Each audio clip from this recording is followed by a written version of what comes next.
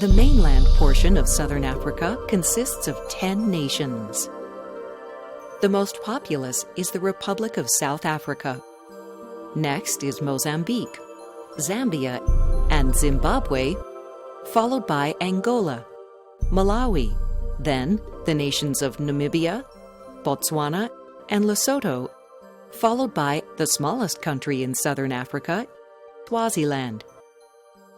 The giant island of Madagascar is usually considered to be the 11th nation of the Southern Africa region. The 3 largest cities in this part of Africa are all located in the gold and diamond-rich nation of the Republic of South Africa. The biggest is Johannesburg, with a metropolitan area of 7.5 million people, followed by Cape Town, with 3.75 million inhabitants, and Durban, with 3,600,000. Perhaps the most famous geographical feature of this part of Africa is the Cape of Good Hope, a place of great historical importance. In 1488, Bartolomeu Dias of Portugal became the first European to sail around the Cape of Good Hope.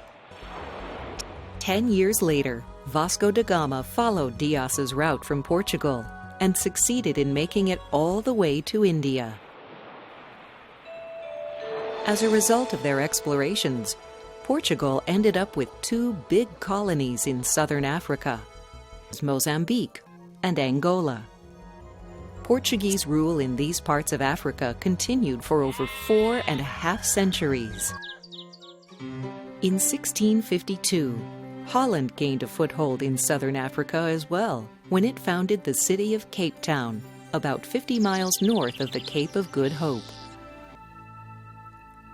Today, white people make up about 9% of the population of the Republic of South Africa, which is more than in any other African nation. And almost all of them are the descendants of the European colonists who settled here. Those who descended from the Dutch colonists are called Afrikaners and speak a language called Afrikaans. Racial separation began in South Africa during colonial times, but it was not an official policy of the government until 1948, when apartheid was put into place by the Afrikaner-ruled government. Under the apartheid system, the people of South Africa were classified into 4 racial groups: white, black, colored or mixed race, and Indian Asian. Since it was sometimes hard for the government to tell exactly to which racial group a person belonged, everybody was required to carry a racial identity card, and the government segregated education, medical care, beaches, and public transportation, always providing non-whites with services inferior to those of white people. Then, starting in 1970, black South Africans were even deprived of their citizenship and denied representation in government.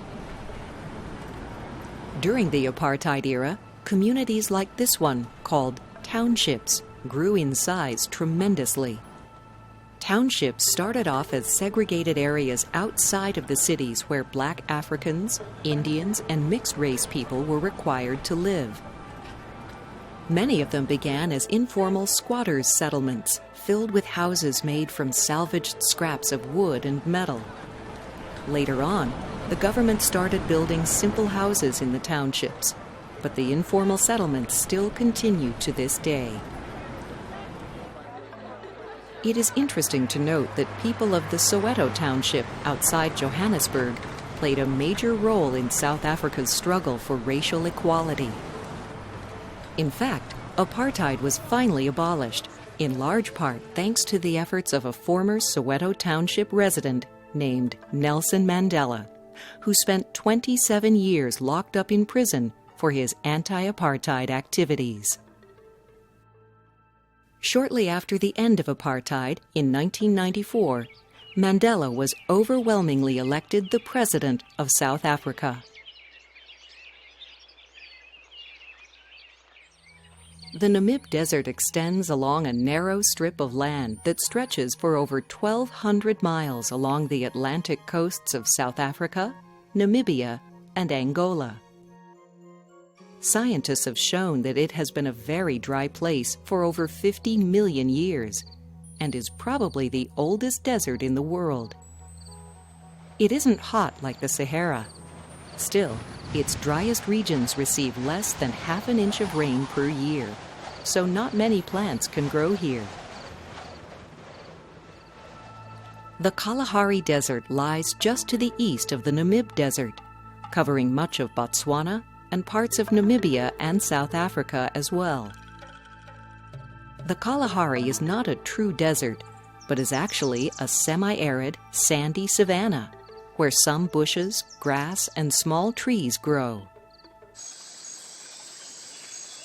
Interesting animals called meerkats live in colonies in all parts of the Kalahari Desert in Botswana, as well as in parts of the Namib Desert in Namibia. These small mammals mostly eat insects, but also eat lizards, snakes, and scorpions too, because they are immune to certain kinds of venom. One of their favorite foods are centipedes, like this one. The Kalahari Desert is also home to a few semi-nomadic tribes. The Bushmen, or San people, were the traditional hunter-gatherers that roamed these empty lands, and the Himba people, who live mainly in the Kalahari Desert of Namibia, follow a pastoral lifestyle, tending to small herds of livestock.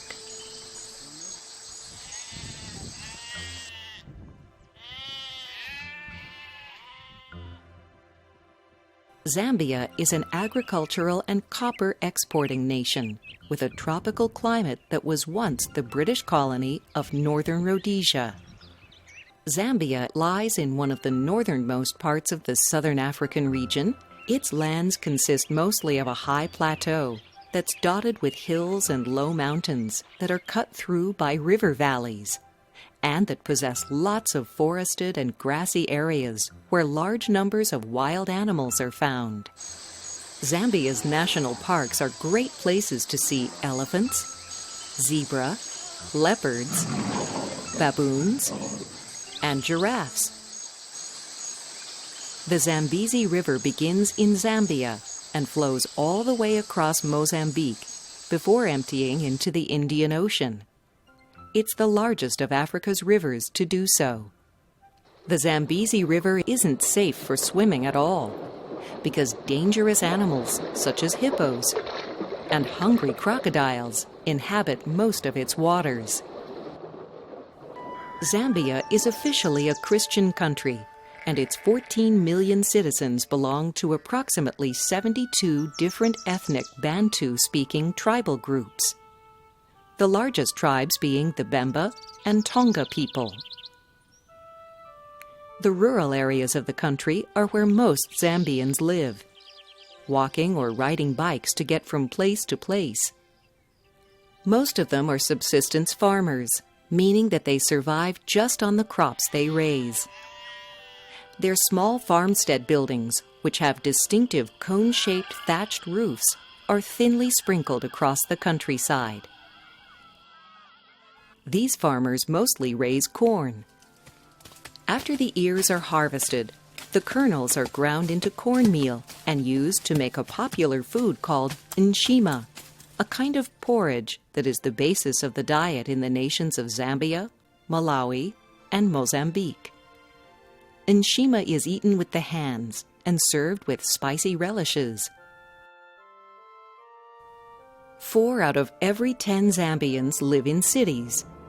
Lusaka, seen here, with a population of between 2 and 3 million people, is the nation's biggest city, as well as its capital. Even though Zambia has one of the world's fastest-growing economies, unemployment and underemployment in urban areas like Lusaka are very serious problems. In fact, most of Zambia's population lives below the poverty line.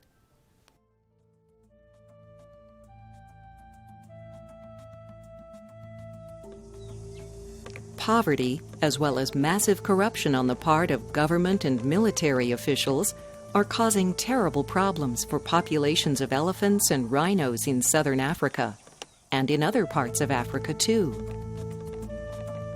Elephants are being killed inside the national parks by the thousands for their ivory tusks. And rhinos are being slaughtered almost to extinction for their valuable horns. More and more, the killing of these animals is carried out by international criminal gangs using high-tech equipment, powerful weapons, and helicopters. Most elephant tusks end up in East Asian nations, where they are used to make expensive carvings, while rhino horns are ground up and sold as folk medicines to very wealthy people, especially in Vietnam and China. On the illegal black market in those countries, rhinoceros horns are literally more valuable than their weight in gold. It is estimated that if poaching continues at the current rates, there will no longer be any rhinos left in the wild in Africa by the year 2025.